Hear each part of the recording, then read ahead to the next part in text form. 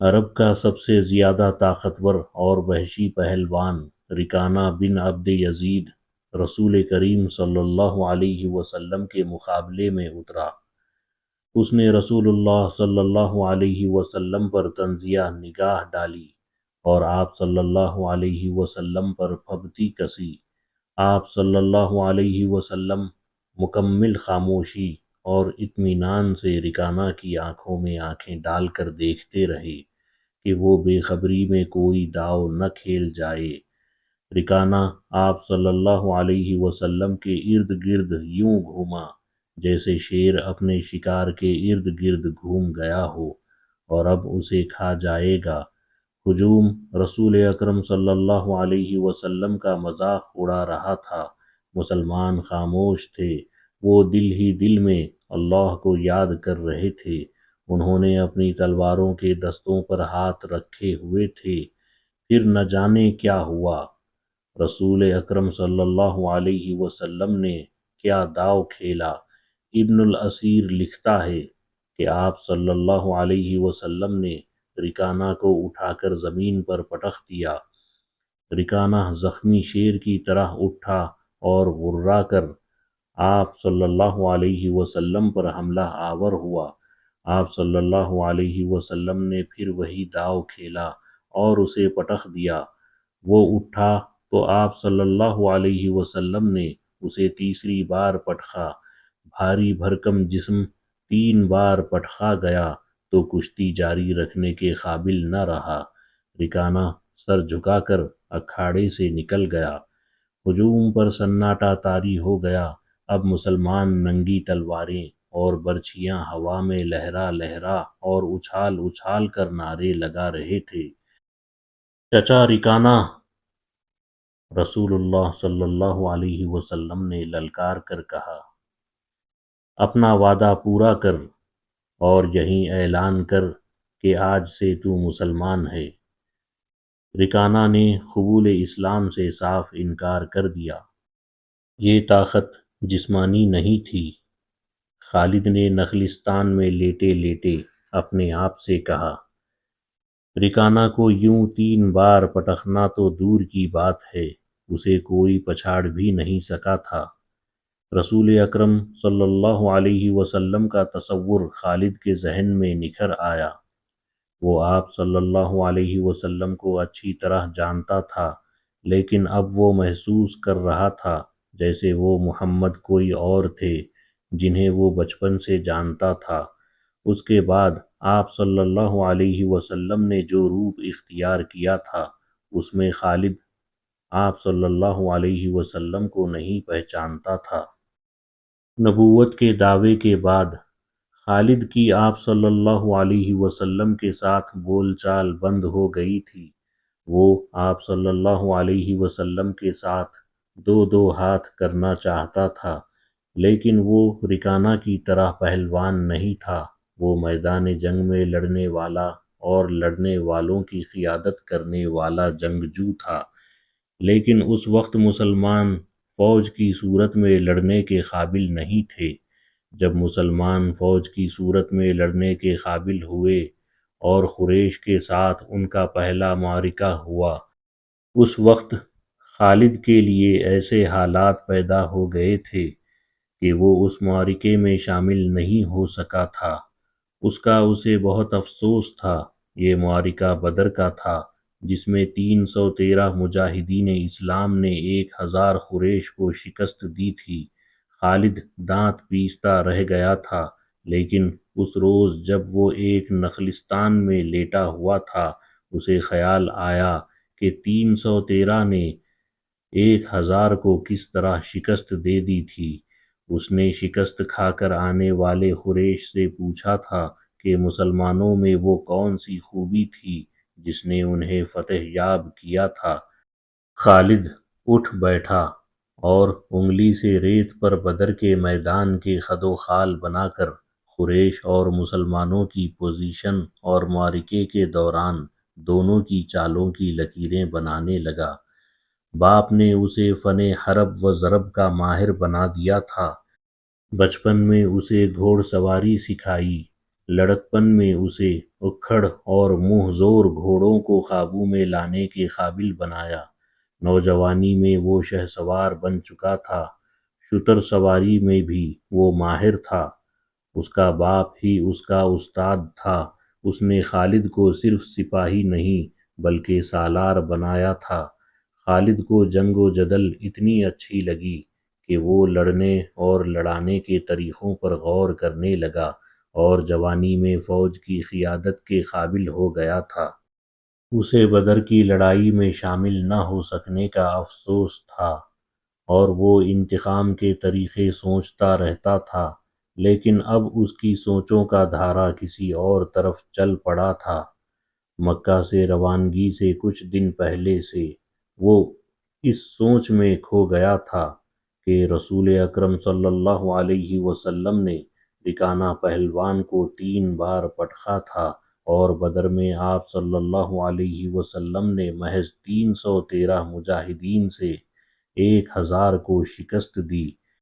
یہ کوئی اور ہی قوت تھی، لیکن بدر کے معرکے کے بعد اس کے دل میں مسلمانوں کے خلاف انتقام کی آگ سلگ رہی تھی۔ مسلمان معرکہ بدر میں قریش کے بہت سے آدمیوں کو قیدی بنا کر لے گئے تھے۔ قریش کے سرداروں کے لیے تو یہ صدمہ تھا ہی، اس کا بہت برا اثر خالد نے قبول کیا تھا۔ اسے یاد تھا کہ جب بدر کا معرکہ لڑا جا رہا تھا تو مکہ میں کوئی خبر نہیں پہنچ رہی تھی کہ معرکے کا انجام کیا ہوا۔ مکہ کے لوگ بدر کی سمت دیکھتے رہتے تھے کہ ادھر سے کوئی سوار دوڑتا آئے گا اور فتح کی خبر سنائے گا۔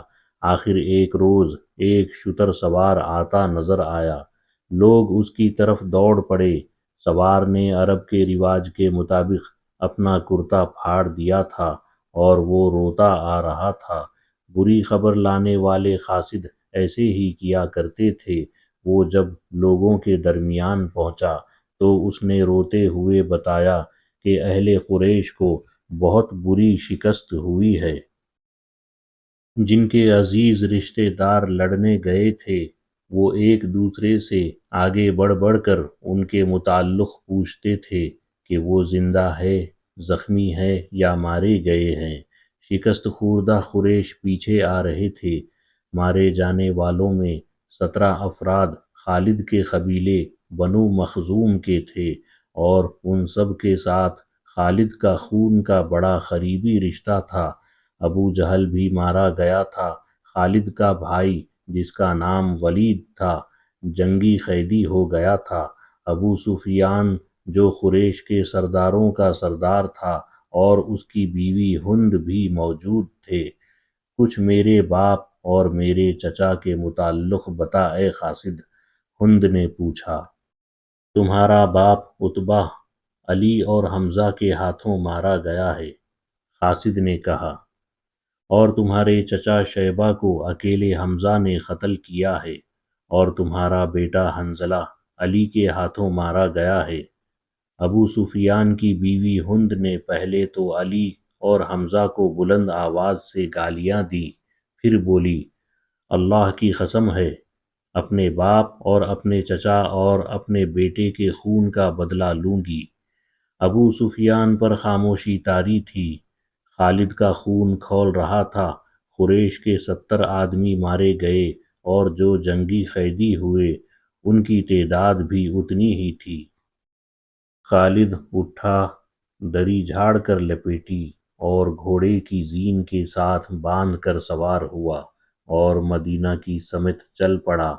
اس نے ذہن کو یادوں سے خالی کر دینا چاہا، لیکن اس کا ذہن مدینہ پہنچ جاتا جہاں رسول اللہ صلی اللہ علیہ وسلم تھے اور جو تبلیغ اسلام کا مرکز بن گیا تھا۔ آپ صلی اللہ علیہ وسلم کا خیال آتے ہی اس کا ذہن پیچھے چلا جاتا اور اسے وہ منظر دکھاتا جس کے خالق حضرت صلی اللہ تعالی علیہ وآلہ واصحابہ وسلم تھے۔ اس کے ذہن میں ہند کے الفاظ یاد آئے جو اس نے اپنے خاوند ابو سفیان سے کہے تھے۔ میں اپنے باپ اور چچا کو بھول سکتی ہوں، ہند نے کہا تھا۔ کیا میں اپنے لخت جگر حنظلہ کو بھی بھول جاؤں؟ ماں اپنے بیٹے کو کیسے بھول سکتی ہے؟ اللہ کی قسم، میں محمد کو اپنے بیٹے کا خون معاف نہیں کروں گی۔ یہ لڑائی محمد نے کروائی ہے، میں حمزہ اور علی کو نہیں بخشوں گی۔ وہ میرے باپ، میرے چچا اور میرے بیٹے کے قاتل ہیں۔ میرے خون کو صرف میرے بیٹے کا قتل گرما رہا ہے۔ ابو سفیان نے کہا تھا، مجھ پر اپنے بیٹے کے خون کا انتقام فرض ہو گیا ہے۔ میں سب سے پہلے یہ کام کروں گا کہ محمد کے خلاف زبردست فوج تیار کر کے اسے آئندہ لڑنے کے قابل نہیں چھوڑوں گا۔ مشہور مورخ اور وقائی نگار واقدی لکھتا ہے کہ اگلے ہی روز ابو سفیان نے تمام سرداروں کو بلایا۔ ان میں زیادہ تعداد ان سرداروں کی تھی جو کسی نہ کسی وجہ سے جنگ بدر میں شریک نہیں ہو سکے تھے، اور ان میں سے ہر ایک کا کوئی نہ کوئی عزیز اس جنگ میں مارا گیا تھا۔ سب انتقام کا ارادہ لے کر اکٹھے ہوئے۔ کیا مجھے زیادہ باتیں کرنے کی ضرورت ہے؟ ابو سفیان نے کہا، میرا اپنا جوان بیٹا مارا گیا ہے، اگر میں انتقام نہیں لیتا تو مجھے جینے کا کوئی حق نہیں۔ سب ایک ہی بار بولنے لگے۔ وہ اس پر متفق تھے کہ مسلمانوں سے بدر کی شکست کا انتقام لیا جائے، لیکن آپ میں سے اب کوئی بھی اپنے گھر میں نہ بیٹھا رہے۔ خالد نے کہا، بدر میں ہم صرف اس لیے ذلت میں گرے کہ سردار گھروں میں بیٹھے رہے اور ان لوگوں کو لڑنے کے لیے بھیج دیا جو قریش کی عظمت کو نہیں سمجھتے تھے۔ کیا میرے باپ کو بھی قریش کی عظمت کا خیال نہ تھا؟ خالد کے چچا زاد بھائی اکرمہ نے، جو ابو جہل کا بیٹا تھا، برہم ہوتے ہوئے کہا، کیا صفوان بن امیہ کے باپ کو بھی قریش کی عظمت کا خیال نہ تھا؟ تم کہاں تھے الولید کے بیٹے؟ ہم یہاں ایک دوسرے سے لڑنے کے لیے اکٹھے نہیں ہوئے۔ ابو سفیان نے کہا، خالد، تمہیں ایسی بات نہیں کہنی چاہیے تھی جس سے کوئی اپنی بے عزتی محسوس کرے۔ ہم میں سے کوئی بھی عزت والا نہیں رہا۔ خالد نے کہا، ہم سب اس وقت تک بے عزت رہیں گے جب تک ہم محمد اور اس کے چیلوں کو ہمیشہ کے لیے ختم نہیں کر دیتے۔ مجھے اپنے گھوڑے کی سمو کی قسم، میرے خون کی گرمی نے میری آنکھیں جلا دی ہیں۔ ان آنکھوں کو مسلمانوں کا خون ٹھنڈا کر سکتا ہے۔ میں پھر کہوں گا کہ اب سردار آگے ہوں گے، اور میں جانتا ہوں کہ میں میدان جنگ میں کہاں ہوں گا، لیکن جنگ میں ہمارا جو سردار ہوگا میں اس کے حکم کا پابند رہوں گا، اور اگر میں سمجھوں گا کہ سردار نے مجھے ایسا حکم دیا ہے جو ہمیں نقصان دے گا تو میں ایسا حکم نہیں مانوں گا۔ سب نے متفقہ طور پر ابو سفیان کو اپنا سردار مقرر کیا۔ اس سے کچھ روز پہلے اہل مکہ کا ایک قافلہ فلسطین سے مکہ واپس آیا تھا۔ یہ تجارتی قافلہ تھا۔ مکہ کے باشندوں خصوصاً قریش کے ہر خاندان نے اس تجارت میں حصہ ڈالا تھا۔ اس قافلے میں کم و بیش 1000 اونٹ تھے، اور جو مال گیا تھا اس کی مالیت 50,000 دینار تھی۔ قافلے کا سردار ابو سفیان تھا، جس نے 50,000 پر 50,000 دینار منافع کمایا تھا۔